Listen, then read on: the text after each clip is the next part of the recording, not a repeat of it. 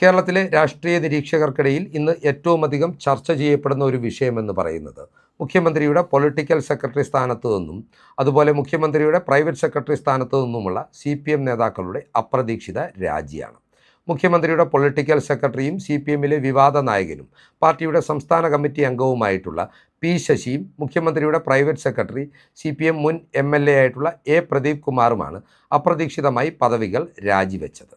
രാഷ്ട്രീയ നിരീക്ഷകരെ ഈ നീക്കം അമ്പരിപ്പിച്ചത് എന്തുകൊണ്ടാണെന്ന് നിങ്ങൾ സ്വാഭാവികമായും ചിന്തിക്കുന്നുണ്ടാവും. സാധാരണഗതിയിൽ നമ്മുടെ നാട്ടിൽ മുഖ്യമന്ത്രിയുടെയും മന്ത്രിമാരുടെയും പേഴ്സണൽ സ്റ്റാഫ് അംഗങ്ങൾ തെരഞ്ഞെടുപ്പിൻ്റെ ഫലപ്രഖ്യാപനം പുറത്തു വന്നതിന് ശേഷം മാത്രമാണ് രാജിവെക്കാറുള്ളത്. എന്നാൽ ഭരണമാറ്റത്തിൻ്റെ കൃത്യമായ സൂചനകൾ ലഭിച്ചതിനെ തുടർന്ന് ഒരു നാണം കെട്ട പടിയിറക്കത്തിനുള്ള സാഹചര്യം ഒഴിവാക്കുവാനായിട്ടാണ് ഈ രണ്ട് നേതാക്കളും രാജിവെച്ചത് എന്ന വിലയിരുത്തലിലേക്ക് ഇതോടുകൂടി രാഷ്ട്രീയ വൃത്തങ്ങൾ എത്തിച്ചേരുകയാണ്. ഭരണത്തുടർച്ച ഉണ്ടാവില്ല എന്ന ഇൻ്റലിജൻസ് റിപ്പോർട്ട് മുഖ്യമന്ത്രിയുടെ ഓഫീസിന് ലഭിച്ചിട്ടുണ്ടെന്ന ചില അനൗപചാരിക സൂചനകളും ഇതുമായി ബന്ധപ്പെട്ട് പുറത്തു വരുന്നുണ്ട്. നമുക്കറിയാം, ഏതാനും ദിവസങ്ങൾക്ക് മുമ്പാണ് ഭരണമാറ്റത്തിൻ്റെ കൃത്യമായ സൂചനകൾ നൽകിക്കൊണ്ട് സെക്രട്ടേറിയറ്റിലെ എംപ്ലോയീസ് യൂണിയൻ്റെ നിയന്ത്രണം തെരഞ്ഞെടുപ്പിലൂടെ UDF അനുകൂല സംഘടനകൾ പിടിച്ചെടുത്തത്. ഇതോടുകൂടി ഫയൽ നീക്കമടക്കമുള്ള കാര്യങ്ങളിൽ മുഖ്യമന്ത്രിയുടെ ഓഫീസിന് പോലും പിടി അയഞ്ഞു എന്ന റിപ്പോർട്ടുകളും പുറത്തു വന്നിട്ടുണ്ടായിരുന്നു. ഇതിന് പിന്നാലെ മുഖ്യമന്ത്രിയുടെ ഓഫീസിനെ നിയന്ത്രിച്ചിരുന്ന P. ശശിയെ പോലുള്ള കരുത്തർ രാജിവെച്ച് സ്ഥലം കാലിയാക്കുന്നതോടെ ഭരണത്തുടർച്ച ഉണ്ടാവില്ല എന്ന ഇൻ്റലിജൻസ് റിപ്പോർട്ട് ഏറെക്കുറെ സ്ഥിരീകരിക്കുവാൻ കഴിയുമെന്നുള്ള വിലയിരുത്തലിലേക്കും ഇതുമായി നിരീക്ഷകർ എത്തിച്ചേരുന്നുണ്ട്. നമുക്കറിയാം, P. ശശി എന്ന് പറയുന്നത് എന്നും CPMനുള്ളിലെ വിവാദ നായകനായിരുന്നു. എന്നാൽ പിണറായി വിജയൻ്റെ ഏറെ അടുത്ത നേതാവ് കൂടിയാണ് ശശി. ലൈംഗിക അപവാദ ആരോപണങ്ങൾ പാർട്ടിക്കുള്ളിൽ നിന്ന് തന്നെ ഉയർന്നു വന്ന പശ്ചാത്തലത്തിലാണ് ഒരു ഘട്ടത്തിൽ P. ശശി പാർട്ടിക്ക് അനഭിമതനായതും പുറത്തുപോയതും. എന്നാലും ആ ഘട്ടത്തിൽ പോലും ശശിയെ ചേർത്ത് നിർത്തുവാൻ പിണറായി വിജയൻ എന്ന നേതാവ് എല്ലാ കാലത്തും ശ്രദ്ധിച്ചിരുന്നു. തുടർന്ന് 2021 തനിക്ക് രണ്ടാം വട്ടവും അധികാരത്തിലെത്തുവാനുള്ള സാഹചര്യം ഒരുങ്ങിയതോടെ P. ശശിയെ അതിവേഗം CPMൻ്റെ സംസ്ഥാന കമ്മിറ്റിയിലേക്ക് എത്തിക്കുവാനും അതിന് തൊട്ടു പിന്നാലെ മുഖ്യമന്ത്രിയുടെ പൊളിറ്റിക്കൽ സെക്രട്ടറിയായി നിയമിക്കുവാനും പിണറായി പ്രത്യേക താല്പര്യമാണ് കൈക്കൊണ്ടിട്ടുള്ളത്. മുഖ്യമന്ത്രി കൈകാര്യം ചെയ്തിരുന്ന ആഭ്യന്തര വകുപ്പിൻ്റെ നിയന്ത്രണം അക്ഷരാർത്ഥത്തിൽ P. ശശിയുടെ കയ്യിലായിരുന്നു. കേരള പോലീസിലെ ഒരു കൂട്ടം ഉദ്യോഗസ്ഥരെ കൂട്ടിച്ചേർത്ത് നിർത്തിക്കൊണ്ട് കേരള പോലീസ് എന്ന സംവിധാനത്തെ ഒരു ക്രിമിനൽ കൂട്ടമായി ശശി അധപതിപ്പിച്ചു എന്ന ആരോപണം പാർട്ടിക്കുള്ളിൽ നിന്നും ഇടതുമുന്നണിക്കുള്ളിൽ നിന്നും പലവട്ടവും ഉയർന്നു വന്നിട്ടുള്ളതാണ്. ശശിയുടെ നേതൃത്വത്തിൽ പോലീസിനെ ഉപയോഗിച്ച് വമ്പൻ ഡീലുകളും അഴിമതികളും നടത്തുന്നുണ്ട് എന്ന പരസ്യാക്ഷേപം ഉയർത്തിക്കാട്ടിക്കൊണ്ടാണ് നിലമ്പൂരിൽ നിന്നുള്ള LDF MLA ആയിരുന്ന PV അൻവർ ഇടത് രാഷ്ട്രീയത്തിന് പുറത്തേക്ക് വന്നതും തുടർന്ന് പദവി രാജിവെച്ചതും. ഏറ്റവും ഒടുവിൽ 2026 മുഖ്യമന്ത്രിയുടെ മരുമകനായിട്ടുള്ള മുഹമ്മദ് റിയാസിനെതിരെ ബേപ്പൂരിൽ നിന്നും മത്സരത്തിനിറങ്ങിയിരിക്കുന്നതും. P. ശശിയുടെ നേതൃത്വത്തിൽ പ്രതിപക്ഷ നിരയിലെ നേതാക്കളെയും പ്രവർത്തകരെയും ടാർഗറ്റ് ചെയ്ത് പോലീസ് പ്രവർത്തിച്ചു എന്നുള്ള ആക്ഷേപവും ഇപ്പോഴും സജീവമായി ഉയർന്നു നിൽക്കുന്നുണ്ട്. ഇക്കാര്യങ്ങളെല്ലാം പരിഗണിക്കുമ്പോൾ ഒരു ഭരണമാറ്റമുണ്ടായാൽ P. ശശിക്ക് കാര്യങ്ങളൊട്ടും എളുപ്പമാവില്ല എന്ന് കൃത്യമായി നമുക്ക് വിലയിരുത്തുവാൻ സാധിക്കും. ശശിയുടെ നേതൃത്വത്തിൽ നടന്നിട്ടുള്ള നെറുകേടുകൾക്കെതിരെ UDF അധികാരത്തിലെത്തിയാൽ കൃത്യമായ അന്വേഷണങ്ങൾ നടത്തുകയും ശശി വീണ്ടും അഴിക്കുള്ളിലാകുവാനുള്ള സാധ്യതകൾ സജീവമാകുകയും ചെയ്യുന്നുണ്ട്. അതുകൊണ്ട് മുഖ്യമന്ത്രിയിൽ നിന്ന് ബോധപൂർവം അകലം സൂക്ഷിക്കുവാനുള്ള ശശിയുടെ തന്ത്രപരമായിട്ടുള്ള നീക്കമായിട്ടും ഈ നീക്കങ്ങളെ CPMൻ്റെ അണിയറ വൃത്തങ്ങൾ നോക്കിക്കാണുന്നുണ്ട്. A. പ്രദീപ് കുമാർ ഒരിക്കലും വിവാദ പുരുഷനായിട്ടുള്ള ഒരു നേതാവല്ല. നേരെ മറിച്ച് വളരെ ക്ലീൻ ഇമേജുള്ള ഒരു CPM നേതാവാണ് അദ്ദേഹം. കോഴിക്കോട്ടെ പാർട്ടി പ്രവർത്തകർക്ക് ഏറെ സ്വീകാര്യനായിരുന്ന പ്രദീപ് കുമാർ കഴിഞ്ഞ പാർട്ടി സമ്മേളന കാലത്ത് തന്നെ പാർട്ടിയുടെ നിർണായക പദവികളിൽ എത്തിച്ചേരണമെന്ന് പാർട്ടി പ്രവർത്തകർ ആഗ്രഹിച്ചിരുന്നു.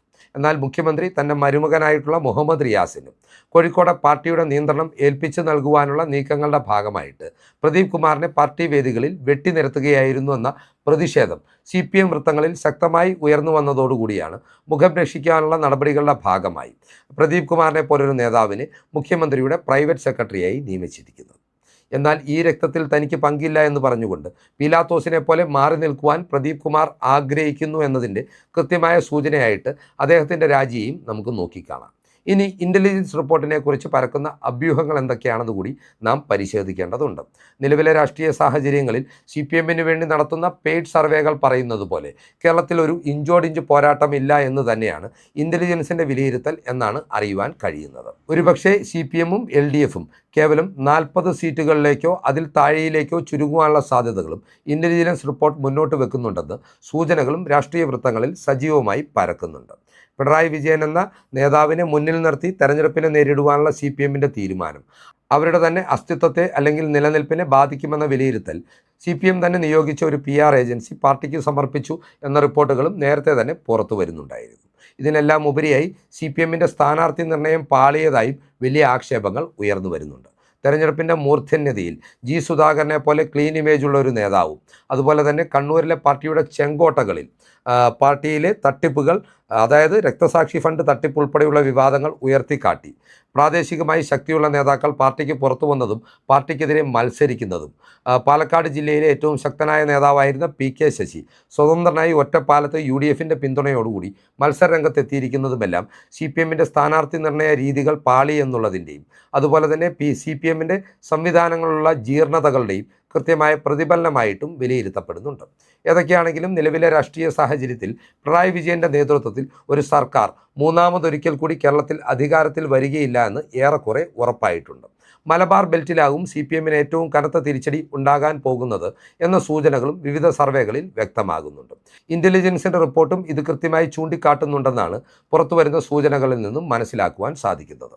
മലബാറിലെ മുസ്ലിം ന്യൂനപക്ഷ വോട്ടുകൾ പാർട്ടിയെ കൂട്ടത്തോടുകൂടി കൈവിടുന്നുവെന്നും അതുപോലെ തന്നെ പാർട്ടിയുടെ ഏറ്റവും അടിയുറച്ച വോട്ട് ബാങ്കായിരുന്ന ഹിന്ദു പിന്നോക്ക വിഭാഗങ്ങളുടെ വോട്ട് ബാങ്കുകൾ CPM-ൽ നിന്ന് BJP-യിലേക്ക് ഒഴുകുകയാണെന്നുമുള്ള സൂചനകളും നേരത്തെ തന്നെ പുറത്തു വന്നിരുന്നതാണ്. ഇതും ഇൻ്റലിജൻസ് റിപ്പോർട്ടിൽ കണ്ടെത്തലായി അവതരിപ്പിക്കുന്നുണ്ടെന്നും നമുക്ക് മനസ്സിലാക്കുവാൻ സാധിച്ചിട്ടുണ്ട്.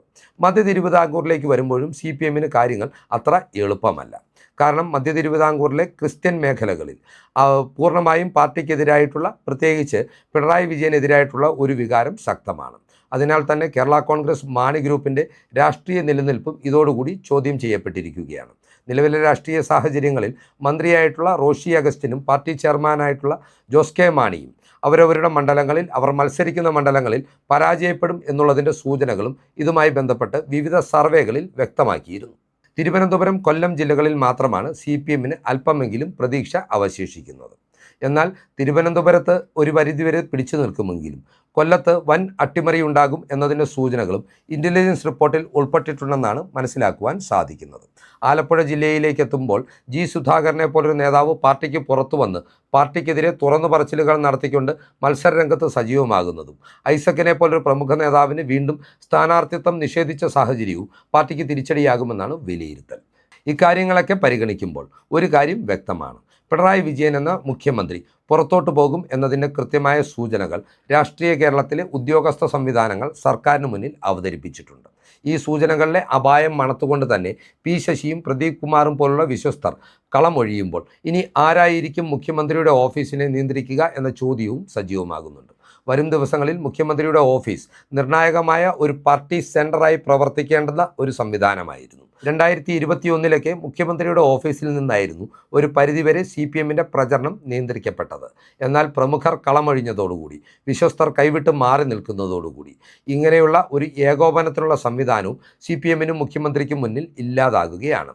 ന്യായീകരണമായി CPM-കാർ അല്ലെങ്കിൽ CPM നേതൃത്വം എന്ത് കാര്യം മുന്നോട്ട് വെച്ചാലും മുഖ്യമന്ത്രിക്ക് ഭരണത്തിന്മേലുള്ള പിടിയയഞ്ഞു എന്നുള്ളതാണ് വാസ്തവം. ഇത് സ്ഥിരീകരിക്കുന്ന ഇൻ്റലിജൻസ് റിപ്പോർട്ട് കൂടി പോലീസ് വൃത്തങ്ങളിൽ വ്യാപകമായി പ്രചരിക്കുന്നതോടെ കേരള പോലീസിൻ്റെ മനോഭാവത്തിലും വലിയ മാറ്റങ്ങളും കാണുവാനുണ്ട്. തെരഞ്ഞെടുപ്പ് പ്രചരണ വേളയിൽ കൃത്യമായ നിഷ്പക്ഷത പാലിച്ചുകൊണ്ട് UDF-ന് വെറുപ്പിക്കാതിരിക്കുക എന്ന നീക്കത്തിലേക്ക് കേരള പോലീസും എത്തിച്ചേർന്നിട്ടുണ്ടെന്നാണ് അറിയുവാൻ കഴിയുന്നത്. എന്നാൽ 2021 കാര്യങ്ങൾ പരിപൂർണമായും വ്യത്യസ്തമായിരുന്നു. കൃത്യമായ ഭരണ തുടർച്ചയുടെ സൂചന ലഭിച്ചതിനാൽ സെക്രട്ടേറിയറ്റ് യൂണിയനും പോലീസ് സംവിധാനവുമെല്ലാം പൂർണ്ണമായും സർക്കാരിനൊപ്പമാണ് അന്ന് നിലയുറപ്പിച്ചത്. അതിൻ്റെ ആനുകൂല്യത്തിലാണ് ഒരു തുടർഭരണം ഒരു പരിധിവരെ നേടിയെടുക്കുവാനും അവർക്ക് സാധിച്ചത് എന്ന വിലയിരുത്തലുകളും പുറത്തു വന്നിട്ടുണ്ടായിരുന്നു. എന്നാൽ നിലവിലെ രാഷ്ട്രീയ സാഹചര്യത്തിൽ ചില പെയ്ഡ് ഏജൻസികളുടെ സർവേകൾ പുറത്തുവിട്ടുകൊണ്ട് മുഖ്യമന്ത്രി പിടിച്ചു നിൽക്കുവാൻ നടത്തുന്ന ഗിമ്മിക്കുകൾ രാഷ്ട്രീയ കേരളം കണക്കിലെടുക്കില്ല എന്ന സൂചനകൾ പുറത്തു വരുന്നുണ്ട്. മുഖ്യമന്ത്രി പിണറായി വിജയൻ്റെ പുറത്തുപോക്കിനെ കുറിച്ചുള്ള ഇൻ്റലിജൻസ് റിപ്പോർട്ടിൻ്റെ വിശദാംശങ്ങളും മുഖ്യമന്ത്രിയുടെ വിശ്വസ്തരുടെ രാജിയെക്കുറിച്ചുള്ള വിശദാംശങ്ങളും വിലയിരുത്തലുകളും പ്രേക്ഷകർക്കായി പങ്കുവെച്ചുകൊണ്ട് ഈ വീഡിയോ ഇവിടെ അവസാനിപ്പിക്കുകയാണ്. കൂടുതൽ രാഷ്ട്രീയ വാർത്തകൾക്കും വിശകലനങ്ങൾക്കുമായി ഞങ്ങളുടെ ചാനൽ സബ്സ്ക്രൈബ് ചെയ്യുക. നന്ദി.